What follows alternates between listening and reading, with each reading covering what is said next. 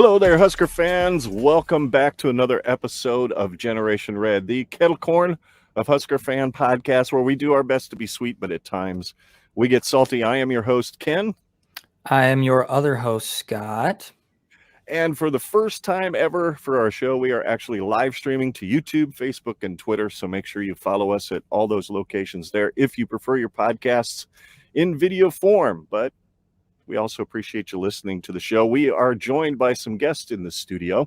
They were here back in August when we had hope and joy, and we're looking forward to the season before the Huskers decided to completely crap down our backs. But the Husker Cuz Cast is back. They are here to hang out. We're going to reveal the results of the over-under game we played back in August, and then we will also talk about some of the offensive coaches and whatnot. Hey, Tyler, Justin, Derrick, how are you guys doing? Fantastic. Thanks for having us back, guys. I have to tell you, your intro there really makes me miss good football. I know. Just at least it was stills and it wasn't like a video, because then that's really going to make it difficult, because the videos we've been watching lately live on TV haven't been exactly pleasant. So we're so glad to have you guys back. We really appreciate you joining us tonight. And we'll definitely do the over-under game. But before we get to all of that, I'd like to go back and take a look at the new coaches that the Huskers have hired, simply because you guys had a great episode recently where you talked about the coaches and you gave them a letter grade. Now, I'm not sure, and I kind of wanted to ask you guys this before we kind of rolled into this. When you graded the coaches that Frost hired, were you actually grading Frost for the people that he hired, or were you grading the coaches themselves? I guess what we're doing is we're just grading the hire itself. Okay. Just what made sense for Nebraska at that time. So, that's the way that we looked at it. How great was this hire? Was it an A? Was it a B, C, or whatever? Or incomplete, like Derrick and Tyler? But that's kind of what I thought you guys were doing. I just wanted to make sure, simply because I thought it would be for clarification purposes, and because my thought was, well, how can you grade a coach that has yet to, coach it down here? So I was a little confused. So I appreciate the clarification. So over the next little bit, before we get to the over-under game, I would really like to hear kind of you guys, why you came up with those grades, what your thought processes were behind this. And if you are watching us or listening to us right now and you haven't heard that episode, what the hell is wrong with you? You need to be subscribed to the Husker Cuz Cast, and you need to follow them on Twitter at Husker Cuz Cast, because it's a good follow and their podcast is outstanding. So over the next little bit, why don't we talk about, first and foremost, our offensive coordinator and quarterbacks coach, Mark Whipple. I'll start out just because I've got a couple of things I'd like to talk about, and then you guys can kind of fill in the blanks of where I might be missing something and some of the stuff you talked about on your show, okay?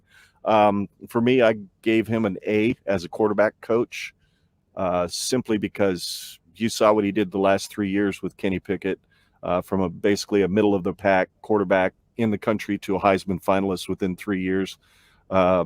Sam McEwen from the Omaha World Herald had interviewed a former quarterback.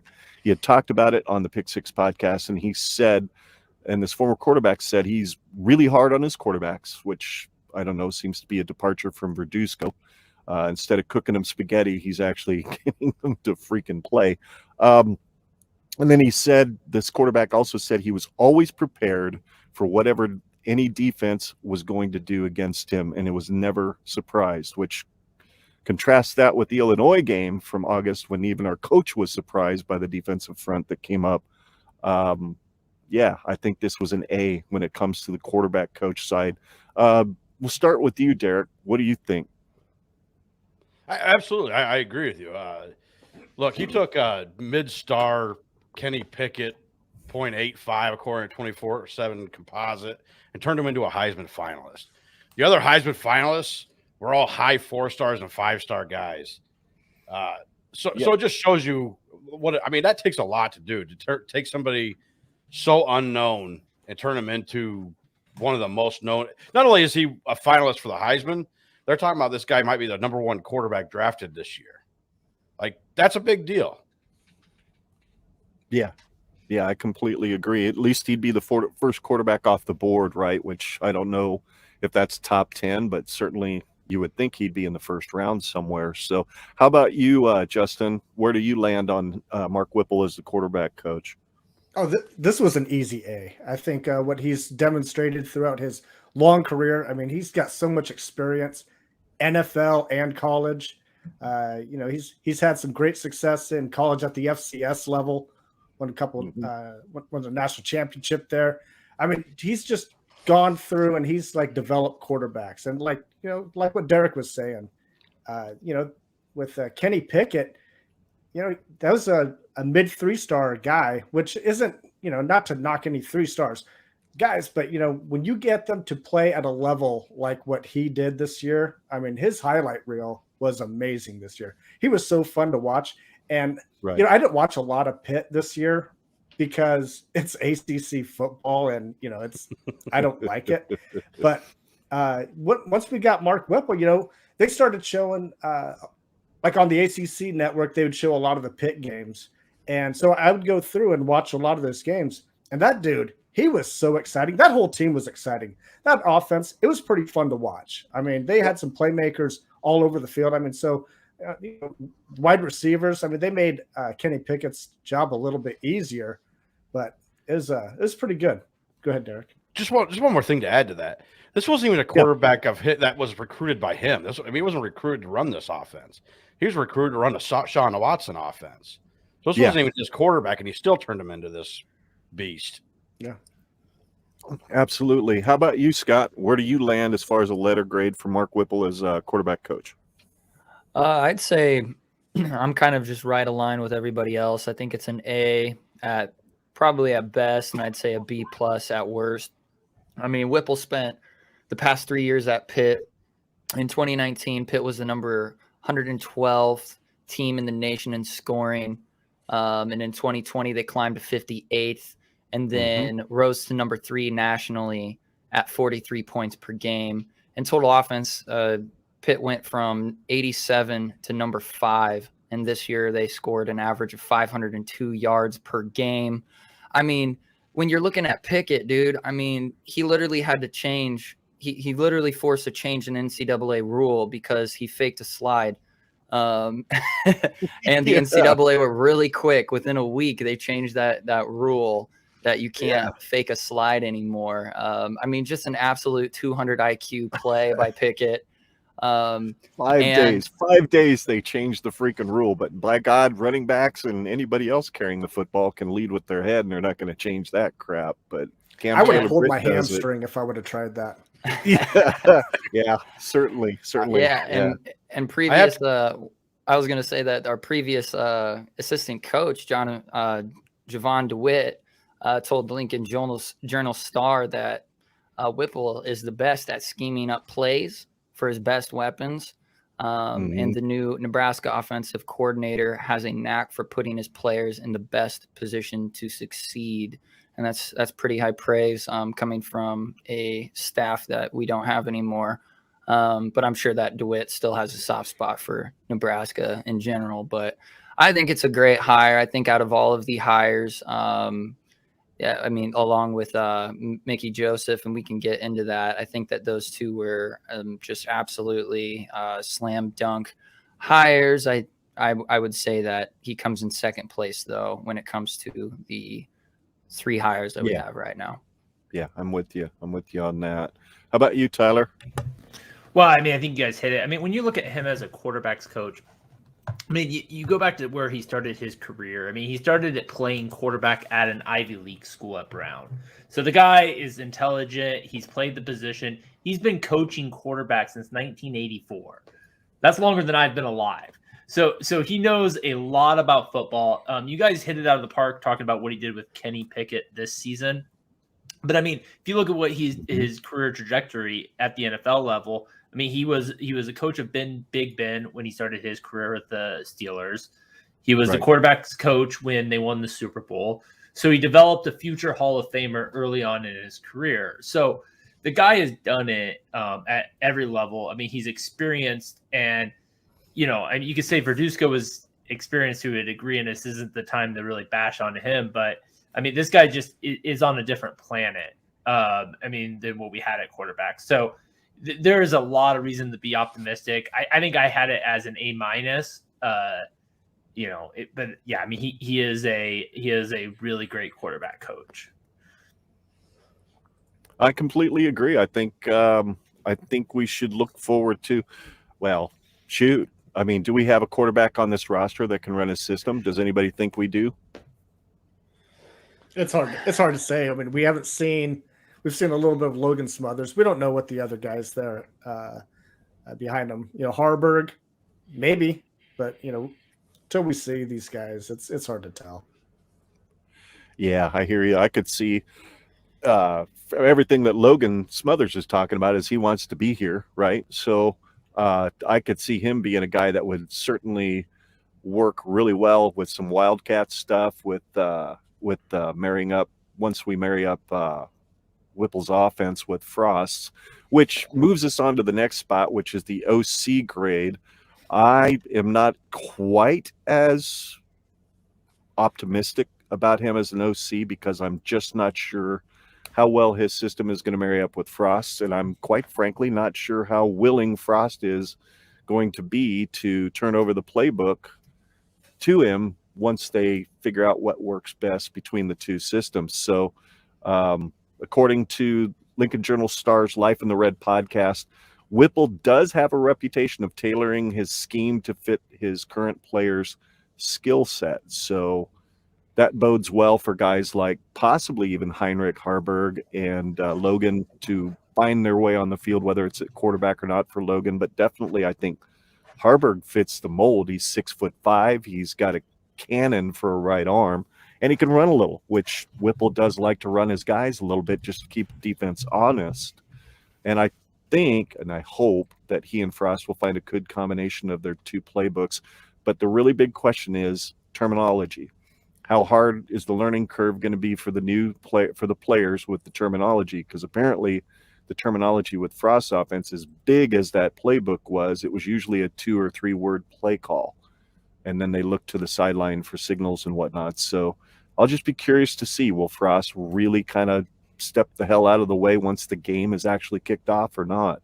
But yeah, for me, OC, it's a B, and that's just only for those reasons. And until the last couple years at Pittsburgh, his offenses haven't exactly been great. So what do you guys think? We'll start with you, Scott. What do you think? Yeah, I'd say if I'm looking at it from a pessimistic point of view, just looking at his coaching career, he was at UMass, Cleveland Browns, Miami, Florida, Philadelphia Eagles, Pittsburgh, UMass again, Brown, New Haven, New Hampshire, et cetera, et cetera, et cetera. And so when I'm trying to make I would say a litmus test, I would say that if you have coached in either two of these two conferences, the Big Ten and the SEC, you probably have a higher value on your coaching rapport. And the fact that he doesn't have that, just kind of, that's an area of concern for me, just in the sense that, well, he's going to not only have to, like you said, Dad, figure out a way to gel up with Frost, and if they can have some continuity between themselves, but then also figure out how to scheme up a proper playbook and coaching style for the Big Ten. And that would be where I would be pessimistic and somewhat concerned. I'm curious to see what it is he can do in the Big Ten. But until I see it, I will be pessimistic in that specific area.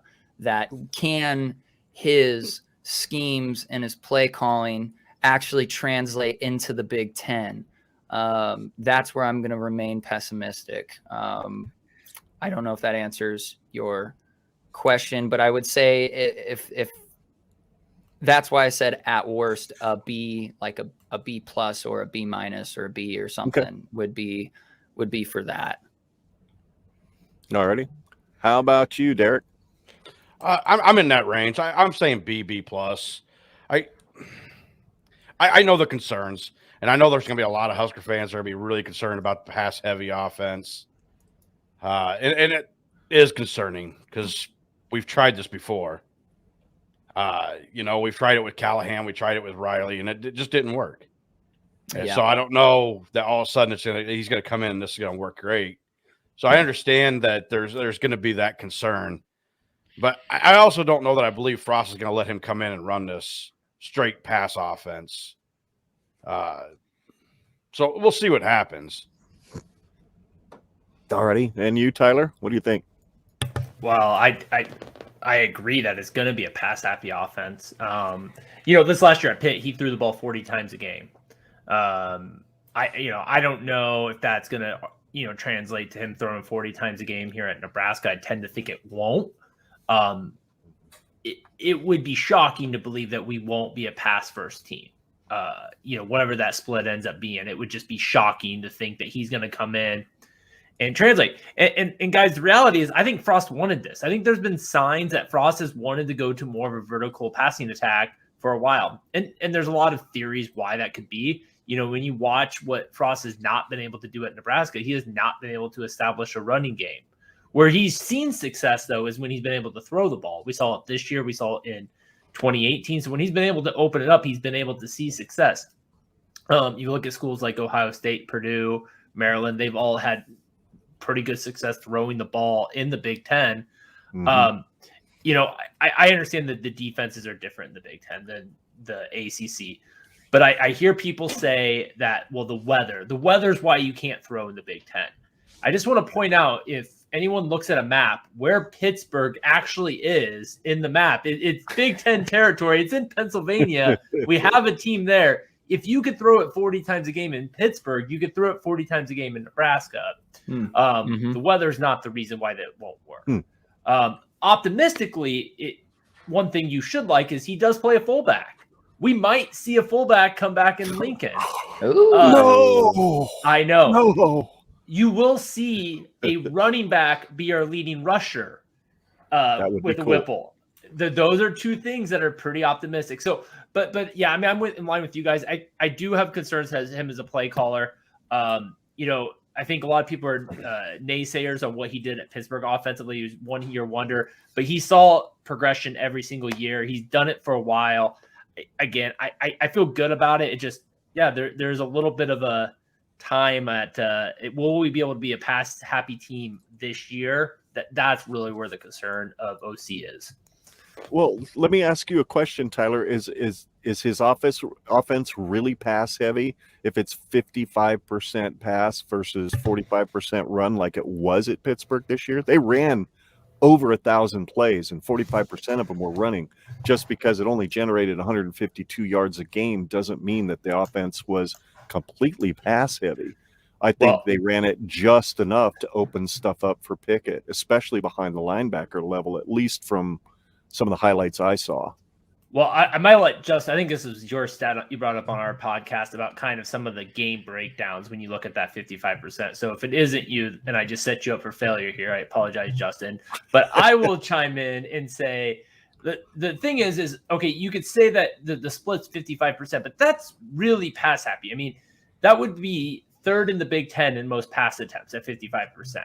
So, what was Nebraska this year? Just curious. Do you remember? Fifth. I think fifth in there. So, I mean, again, it wouldn't be – I mean, it's not Purdue. It's not Maryland. It's not there. But it's more than Ohio State. It's more than Nebraska. It's certainly been more than Nebraska. Right, okay.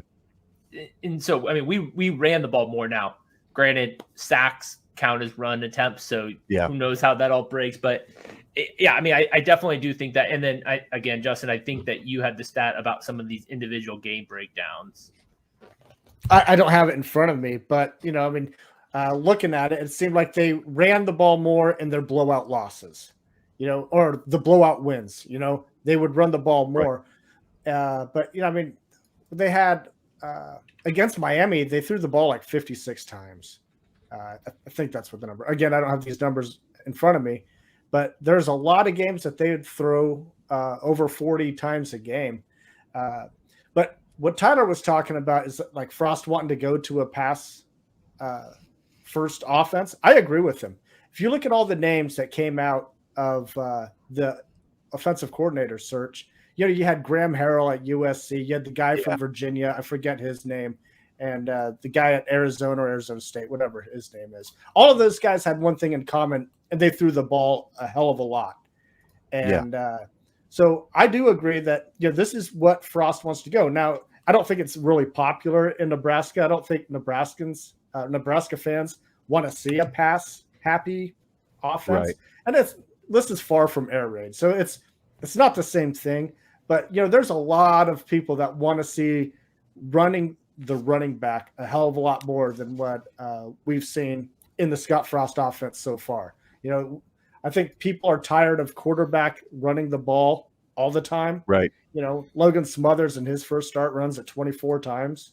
I mean, that's insane. But Justin, I'm sorry not to cut you off, but you Derrick, I think you said it. One of you guys said it, and I apologize, I'm not giving credit, but that it hasn't worked. And I adamantly disagree. Bill Callahan's offense worked. It was the fact that he could never get a defense going. That was the downfall. Like, you can say what you will about Mike Riley's offense, but it generally was pretty good. His defenses generally sucked. So, I mean, I think that it's funny that you say that, though, Tyler, because the last defense we had that was ranked in the top 30 was a Mark Banker defense. Okay, fair enough. Yep. But I guess I'm more thinking about and then they fired Mark Banker and brought us the wonderful thing, Mr. Big Old Bobby D. And I think as far as the D everywhere, and it sucked. So I think as far as the offensive coordinator goes, maybe I misspoke on what I really meant. I think we will be more pass happy. I just don't think it's going to be as bad as people think it will be. I definitely think we're going to pass more than what we have in the past couple of years. Well, like I said earlier, the couple of, and I don't think it was just Lincoln Journal Star. I think the Husker 247 podcast talked about it too. The fact that Whipple does have a tendency to match his offense to the personnel.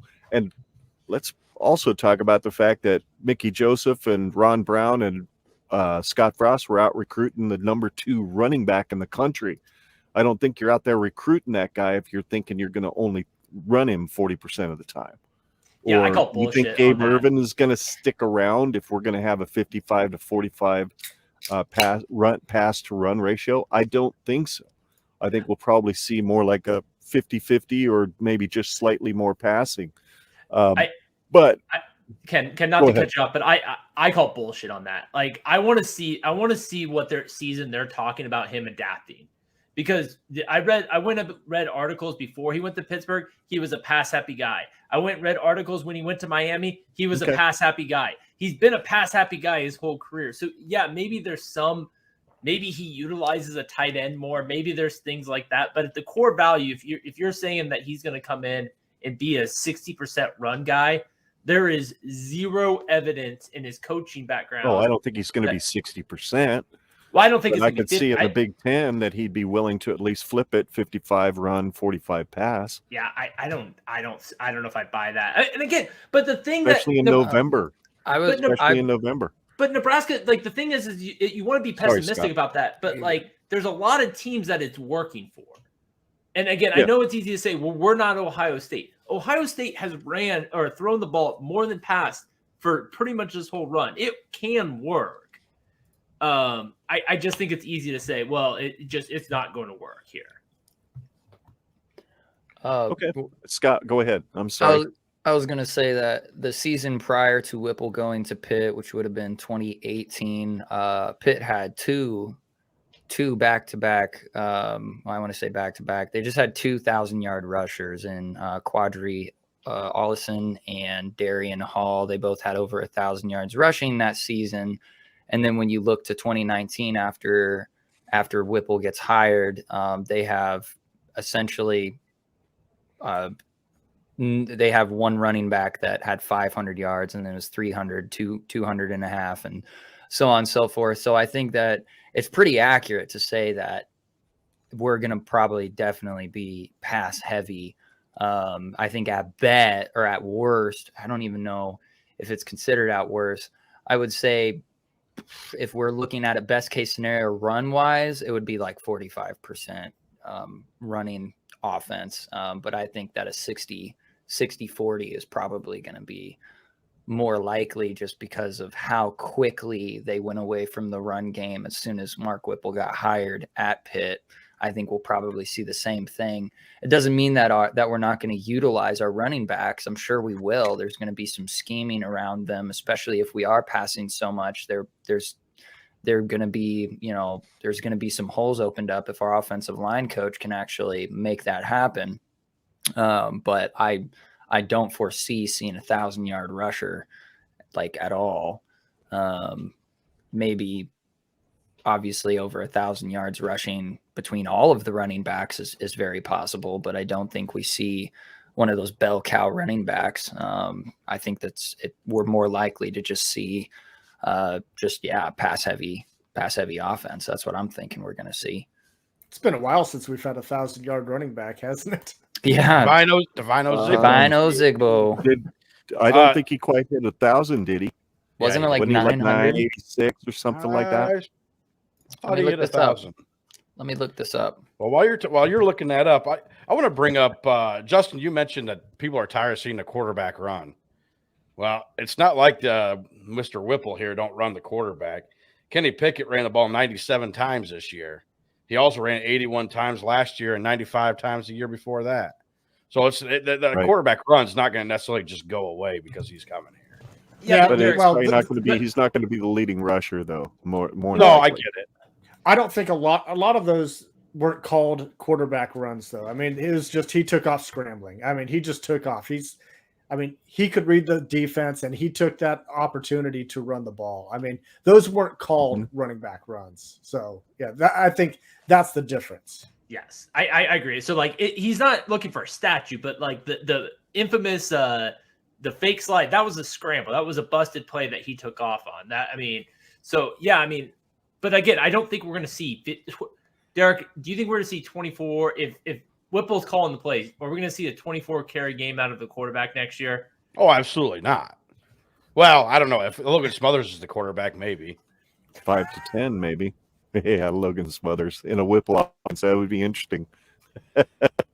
No doubt about it. No doubt about it. Well, by God, we have beat the Whipple or whipped Whipple plenty for the first. I guess I didn't give my grade there, Ken. My grade was a B minus for. Yeah, it was a B minus for the Mark Whipple as an offensive coordinator. If anybody cared, they don't. Well, I do. No. I care a lot. Thanks. We I do give too many fucks. Justin. He's a good liar.